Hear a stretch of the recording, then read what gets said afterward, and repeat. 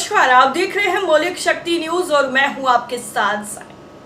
अब सावधान हो जाइए क्योंकि अब वक्त आ गया है संविधान के बदलने का।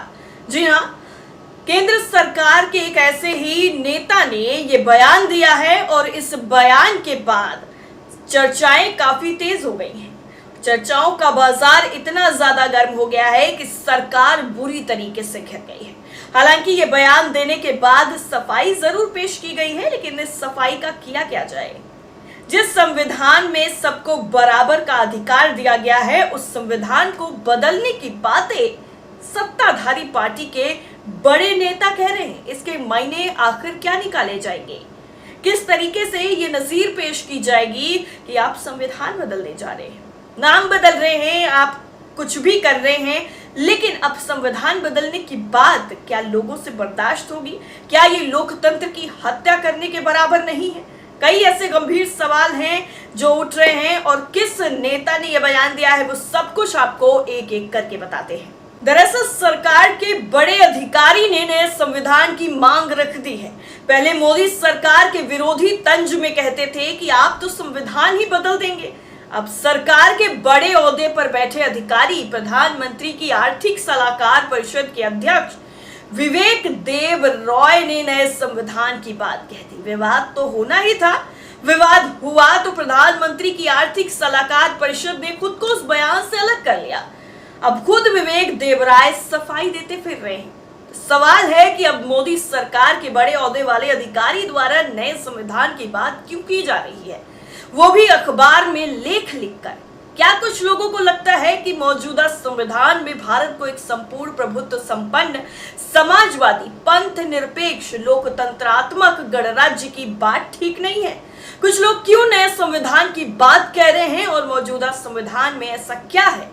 इन सवालों के जवाब बाद में आपको देंगे। पहले आप ये जान लीजिए कि प्रधानमंत्री की आर्थिक सलाहकार परिषद यानी EAC-PM के अध्यक्ष विवेक देबरॉय ने आखिर कहा क्या है। दरअसल विवेक देबरॉय ने 15 अगस्त को एक अखबार में संविधान की वकालत करते हुए एक लेख लिखा। उनका शीर्षक था, हम लोगों के लिए नए संविधान को अपनाने का मामला है।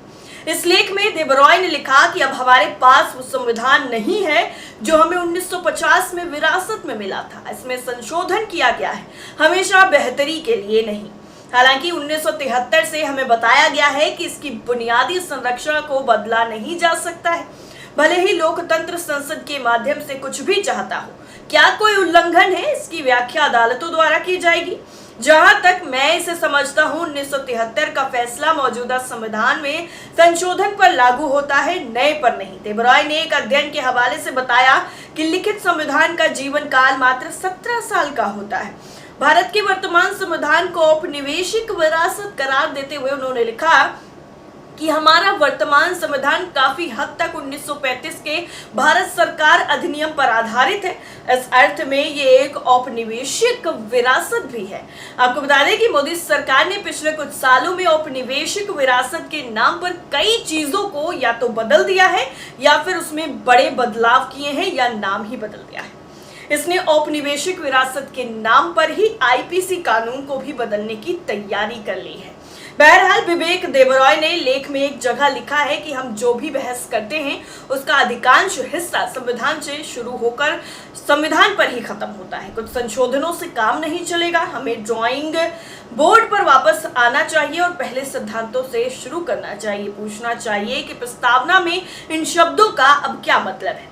समाजवादी, धर्मनिरपेक्ष, लोकतांत्रिक, न्याय, स्वतंत्रता। समाजवादी, धर्मनिरपेक्ष, लोकतांत्रिक, न्याय, स्वतंत्रता और समानता। हम लोगों को खुद को एक नया संविधान देना हो। अब जब ये बवाल बढ़ गया तो विवेक देबरॉय ने सफाई पेश की है। इस लेख के 2 दिन बाद प्रधानमंत्री की आर्थिक सलाहकार परिषद ने खुद को और सरकार को उनके विचारों से दूर कर लिया है। इसमें कहा गया है कि डॉक्टर विवेक देबरॉय का हालिया लेख उनकी व्यक्तिगत क्षमता में था। वो किसी भी तरह से EAC-PM या भारत सरकार के विचारों को प्रतिबिंबित नहीं करते हैं। ये परिषद भारत सरकार विशेष रूप से प्रधानमंत्री को आर्थिक और संबंधित मुद्दों पर सलाह देने के लिए गठित एक स्वतंत्र निकाय है। कुछ ऐसी ही सफाई देबरॉय की भी आई है। देबरॉय ने एक एजेंसी से बातचीत करते हुए कहा है कि पहली बात यह है कि जब भी कोई कॉलम लिखता है तो हर कॉलम में हमेशा ये चेतावनी होती है कि ये कॉलम लेखक के व्यक्तिगत विचारों को दर्शाता है। ये उस संगठन के विचारों को प्रतिबिंबित नहीं करता है जिससे व्यक्ति जुड़ा हुआ है। दुर्भाग्य से इस विशेष मामले में किसी ने इन विचारों को प्रधानमंत्री की आर्थिक सलाहकार परिषद के लिए जिम्मेदार ठहराया है। रंजन गोगोई ने भी संविधान पर बोला था। वैसे इनकी सफाई कुछ भी हो, लेकिन विवेक देबरॉय ऐसे अकेले व्यक्ति नहीं है जिन्होंने संविधान या उसमें प्रावधानों को लेकर सवाल उठाए हैं। सरकार में कई ऐसे लोग हैं जो संविधान में बड़े बदलाव की वकालत करते रहे हैं। हाल ही में मौजूदा राज्यसभा सांसद और पूर्व सीजेआई रंजन गोगोई भी इसकी पैरवी कर चुके हैं। रंजन गोगोई ने संसद के मानसून सत्र के दौरान ही राज्यसभा में कहा था कि मेरा विचार है कि संविधान की मूल संरचना के सिद्धांत का एक बहुत ही विवादास्पद न्यायिक आधार है। मैं इससे अधिक कुछ नहीं कहूंगा। सदन में ये उनका पहला भाषण था और वो भी संविधान पर। उपराष्ट्रपति जगदीप धनखड़ ने इसी साल जनवरी में न्यायपालिका की तुलना में विधायिका की शक्तियों का मुद्दा उठाया था। उन्होंने संसद के कामों में सुप्रीम कोर्ट के हस्तक्षेप पर नाराजगी भी जाहिर की थी। उपराष्ट्रपति जगदीप धनखड़ ने कहा था कि संसद कानून बनाती है और सुप्रीम कोर्ट उसे रद्द कर देता है। उन्होंने पूछा कि क्या संसद द्वारा बनाया गया कानून तभी लागू होगा जब उस पर कोर्ट की मुहर लगेगी। उपराष्ट्रपति धनखड़ ने 1973 में केशवानंद भारती मामले में सुप्रीम कोर्ट के फैसले का हवाला देते हुए कहा था कि क्या हम एक लोकतांत्रिक राष्ट्र हैं? इस सवाल का जवाब देना मुश्किल होगा। केशवानंद भारती मामले में दरअसल सुप्रीम कोर्ट ने कहा है कि संसद के पास संविधान में संशोधन करने का अधिकार है, लेकिन इसकी मूल संरचना में नहीं। धनखड़ ने कहा था कि 1973 में एक बहुत गलत परंपरा शुरू हुई।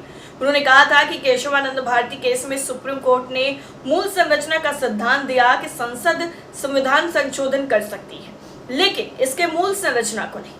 इतना ही नहीं, कोर्ट को सम्मान के साथ उन्होंने कहा कि मैं कहना चाहता हूं कि इससे मैं सहमत नहीं हूं। पूर्व कानून मंत्री किरण रिजिजू भी कुछ इसी तरह के विचार लगातार रखते रहे हैं। जब तक आने वाले ऐसे ही विचारों को लेकर विपक्षी हमला करते रहे हैं कि बीजेपी और आरएसएस संविधान को बदलना चाहते हैं। वो ये भी दावा करते हैं कि कुछ लोगों को संविधान की प्रस्तावना में दर्ज संपूर्ण प्रभुत्व संपन्न समाजवादी पंथ निरपेक्ष लोकतंत्रात्मक गणराज्य सामाजिक आर्थिक और राजनीतिक न्याय विचार अभिव्यक्ति विश्वास धर्म और उपासना की स्वतंत्रता प्रतिष्ठा और अवसर की समता जैसे शब्द चुभते हैं। तो क्या सच में ऐसा है कि मौजूदा संविधान कुछ लोगों को चुभता नजर आया और वो खास करके सत्ताधारी पार्टी के नेताओं को? आपको क्या मानना है? कमेंट करके